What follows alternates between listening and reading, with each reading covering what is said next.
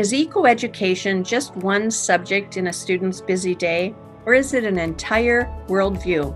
This month's Harmony Hero has integrated math, science, and engineering into an eco-education program. The result? Her sixth grade students develop a lifelong love and appreciation of nature because they have real-life, hands-on experiences like raising monarchs, conducting citizen science, and developing an outdoor classroom. It's an honor to name Janine Ging as May's EarthKind Harmony Hero.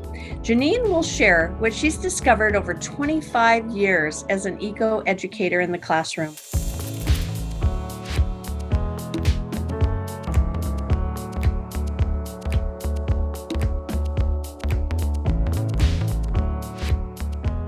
Congratulations, Janine.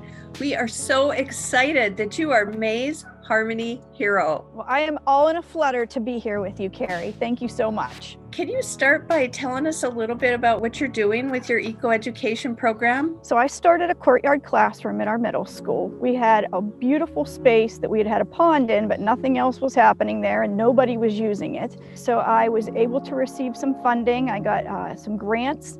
And what I have done over the past 2 years, and it is still very much a work in progress, is convert this into an outdoor classroom space. Can you describe the outdoor classroom and why it's so important? This outdoor classroom is an enclosed space between our middle school and our elementary school that has 2 certified Monarch waste stations. So we have 2 gardens that are strictly for our butterflies, a pumpkin patch. We have a greenhouse that's going to be erected soon. It's sitting there waiting to go up. Of course, we have outdoor classroom seating and some Wi-Fi, a chicken coop and a pond. And this space is so important because it allows kids to go out and do their education, not just sit and do a paper, but they are actively involved and they're owning their education. They feel pride in what they are doing because they see results.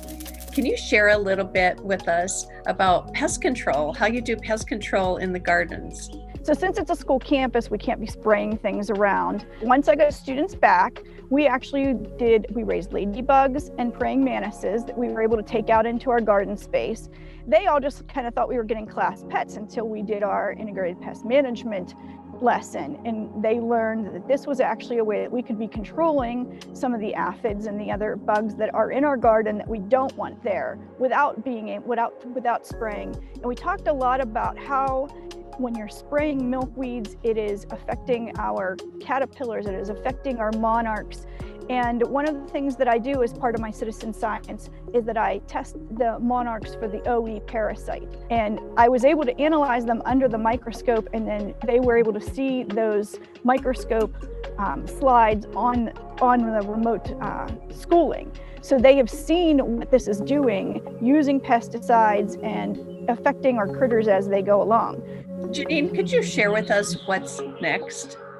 I just went to a seminar on monitoring your monarch gardens. So we're going to be not just raising our milkweed this year, but monitoring it and seeing how many critters we get into the different plots that we have. Is there any moment where the students learn resilience by looking at that tiny little animal and what it goes through to get to its winter home? They love raising monarchs and tagging them and sending them off with grand gestures. They clap and they cheer as they fly away, but they're invested and they want to know more. So that, they're always asking me, can you check the tag numbers? Did they come back yet? They think again that they're out playing in the dirt, and really they're doing their math lessons. They're doing their science lessons. They're learning things about conservation. They're learning things about integrated pest management, but it's all just kind of hidden in a fun way. Janine, can you share with us what a trip to the Monarch winter home in the central Mexican mountains would mean to you? You have those moments in your life that are sort of your snapshots, that when you sit and you think, like, what have I done? What is going to take me to the end, the very end, my last few thoughts?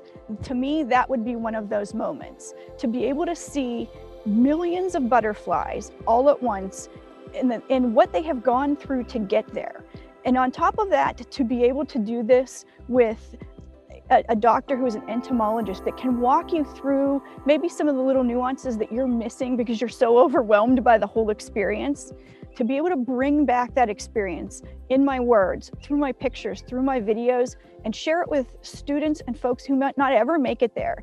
And again, to give them that aha moment of, oh wow, if I don't take that milkweed down in my yard, if I don't use pesticides, maybe more of these monarchs can make it down to this area. And maybe that'll become one of their life goals, to be able to go and see them as well. We're so thrilled with what you're doing and can't wait to see more. Thank you so much, Carrie. I can't thank you enough. I'm ready to spread my wings and spread the word about monarchs and conservation. And don't forget to watch our first video with Dr. Court Whelan, entomologist and National Habitat Adventure Guide, who will be accompanying the winner and 3 of their guests to the Central Mexican Mountain Monarch Winter Home. See you next month.